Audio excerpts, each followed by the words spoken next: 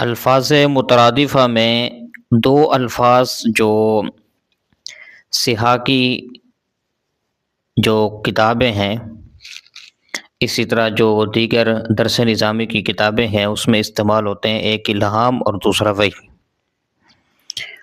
الہام اور وحی میں جو فرق ہے وہ دو اعتبار سے ہے، اور اس بات کو فرائض منصورہ میں ذکر کیا گیا ہے۔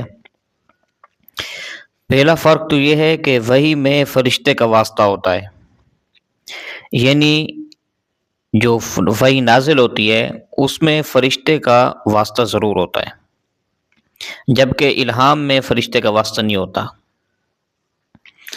اور دوسرا فرق یہ ہے کہ جو وحی ہے یہ انبیاء علیہم السلام کے ساتھ ہی مخصوص ہے، لیکن جو الہام ہے وہ عام ہے، وہ انبیاء علیہم السلام پر بھی ہو سکتا ہے اور اولیاء اللہ پر بھی ہو سکتا ہے۔